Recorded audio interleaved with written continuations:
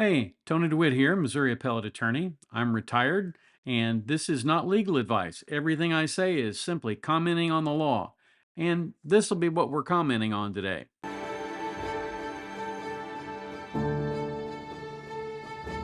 Well, if you've been paying attention, you know that the jury has been deliberating now for about 9 hours. They deliberated for an hour on Wednesday night, and then they've been deliberating. They deliberated all day today. And toward the end of the day, they came back with some questions and they wanted to listen to some of the phone calls again. And so I thought about this earlier today and I thought, this is a really interesting part of what I have done as a trial attorney when I was in the process of taking cases and that sort of thing. Uh, we always tell clients not to talk about their case with other people. And in the civil area, it's because we don't want to bring in other witnesses with poor memories who might get their descriptions wrong of the information that you talked about. So, what I would do when I would have a new client, I had a little script that I followed, and we got their story and we learned all of the people that they dealt with, got their names and addresses when we could. And we found out what the core information was about their claim, and then at the end of it, I would say something to the effect of, now, over the course of the next 2 or 3 months, and maybe going on even further if we're going to take this to trial, you're going to have the opportunity at various points to talk with people about your case, and we don't want you to do that. And a lot of times people would say, well, I'm really distraught and I'm upset because I lost my husband or I lost my wife. And it really has me disturbed. And I don't, I have to be able to talk to somebody. I need to unburden myself with this. And would always say, well, you can talk to your priest or your pastor. Uh, and in Kansas and Missouri, you can talk to your doctor because there's medical confidentiality for the most part, but we would tell people, do not talk to your friends and neighbors. And they would always want to know why that is. And the reason that I told them was this. Let's suppose that in your discovery packet, the defense wants to know the names of all the people who have information about this case that they may have derived from conversations with you. So you list Martha and Jane and Sally as the three people that you've talked to about this case. So the key issue in the case is, again, just dumbing this down, was the light red or was the light green? And you say the light was green and the other guy says the light was red. Well, in that situation, if you're talking with your neighbors and the defense goes and talks with them because they can certainly go and interview witnesses if they want to, and in the course of that they get the woman confused and she says, well, I'm pretty sure that Jane said that the light was red. I'm just not really sure about that, but I think she said it was red. You can bet that they'll leave out that part about I'm not sure, and they'll put down she says the light was red. And then they will call her at trial after you have testified, and they'll say, isn't it true that she told you the light was red? Well, I told you I didn't remember. That's not what you said. I've got my notes right here. It said you said the light was red, that she said the lights were red. And because it's a statement of a party, it's not hearsay, so it would come in. So I explained that to them, and I go through all of the reasons why you shouldn't talk to other people. They get confused. This isn't their case. They're not required to have encyclopedic knowledge about the facts. And as a result of that, they're not going to have it, and they could say things that might hurt your case. In a criminal law context, it is even worse. Many times, the police will allow someone to go free after an initial, an initial interview where they try to find out everything this person knows. And unfortunately, a lot of people, like Alec Baldwin, go into those kinds of conversations without a lawyer thinking they have nothing to hide. And maybe they do think they have nothing to hide, but the fact is that basically police are trained to write down everything you say that hurts you and none of the things that you say that help you. Now, since they've started videotaping these interactions, of course, that makes it a little harder to hide the ball, but it isn't a good idea to ever talk to the police without your lawyer present, because the lawyer can say, no, that's a do you still beat your wife question. She's not going to answer that.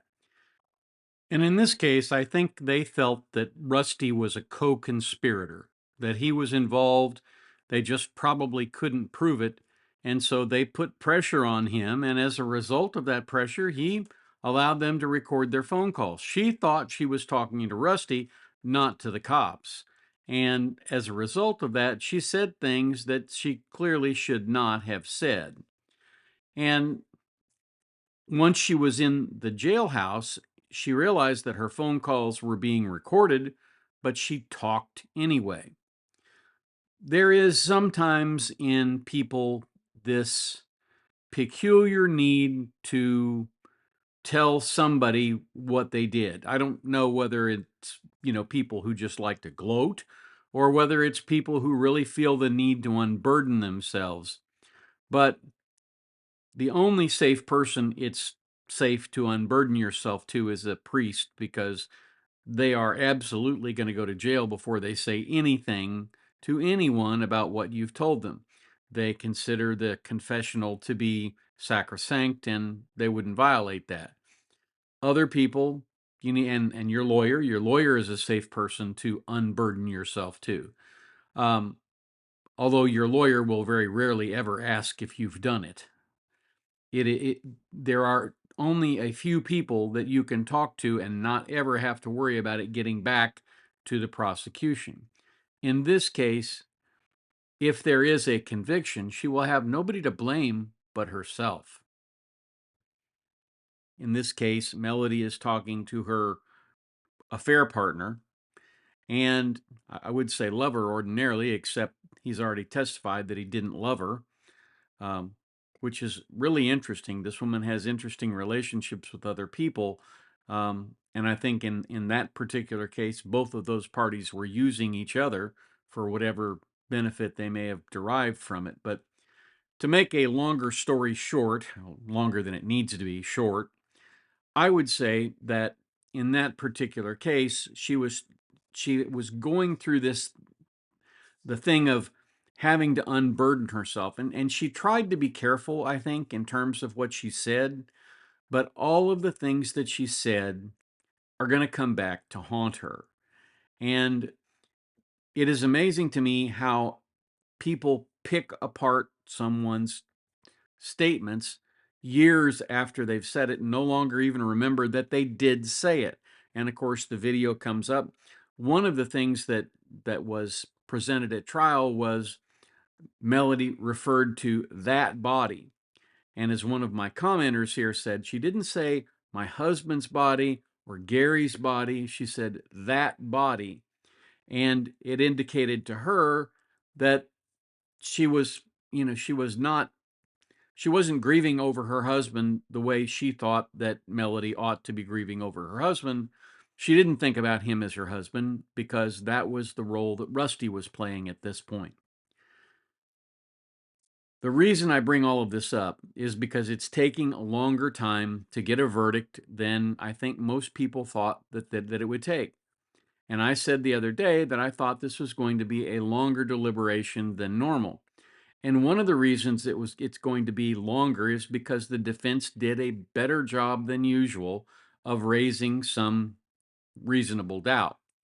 Now, whether or not it's actually reasonable doubt or not, we'll find out when we get a verdict. But my issue was, and there are a lot of people who commented that the defense lawyers were rude, that they, threw a lot of mud at other family members and that they were disrespectful. And maybe that's true. But the fact of the matter is, those lawyers don't owe those other family members any duty at all. The only person they owe a duty to is Melody Farris, and they are doing the job that they are supposed to do, which is challenge the evidence and, if at all possible, offer an alternative possible explanation for the things that happened. And that's what they're doing, or I should say, that's what they did. And so now the jury is taking the time to go through the evidence, and it looks to me like they're going through it in a very logical manner, which again benefits both the prosecution and the defense and the arguments made by both of those parties, because at the end of the day, either the doubts are going to be resolved and she's going to be convicted, or the doubts are not going to be resolved and you're either going to get an acquittal, which I think is less likely, or you are going to get a hung jury. Either one of those is bad for the prosecution, but I think a hung jury is actually a little bit worse, because the fact is they would have to retry this case from the get-go again, and that's going to be expensive and time-consuming, and it's not going to be, it's going to certainly continue to cost Melody Farris money, and at some point it becomes one of those things. I think normally what happens in this situation is the lawyers go and they try and talk with the jurors after they've reached their, either if a mistrial is declared, they'll go and they'll talk and they'll figure out what the vote was. Was it 11-1 to convict? Okay, they're going to retry her. Was it 6-6, evenly balanced between conviction and acquittal? Well, maybe they're not going to. They still could, but maybe they're not going to. And then was it 1 for conviction and 11 for acquittal? Well, they're probably not going to retry the case. So that's one way that they can get some feedback in terms of what they did. And of course, the defense counsel are going to want to talk to the jury too, because they're going to want to know what arguments had the most impact, and they'll be better able to tailor their arguments to that evidence that had the impact if there is a retrial. A lot of thinking goes into presenting all of this information at trial, and this has been a very interesting trial. And we'll find out maybe tomorrow if we're going to get a verdict, and if we are, what that verdict is. At this point, asking to listen to these tapes again, listen to these recorded phone calls, I think it sounds a lot more like there are people on the jury trying to convince other people on the jury through this audio that Melody is responsible here. And I saw an interesting comment in the chat today that was to the effect of, the real question for the jury is, did she do it? How she did it is not important. Well, that may very well be that person's, view of things. But if they can't establish a credible way for her to have done this, in that situation, it makes reasonable doubt much easier to carry the day for the defense. So that's what I have for you today. Hopefully you found this interesting. If you would, take a moment today, do something nice for somebody. Drop me some comments down below or send me an email above. Like, share, subscribe, all those silly things we always ask you to do.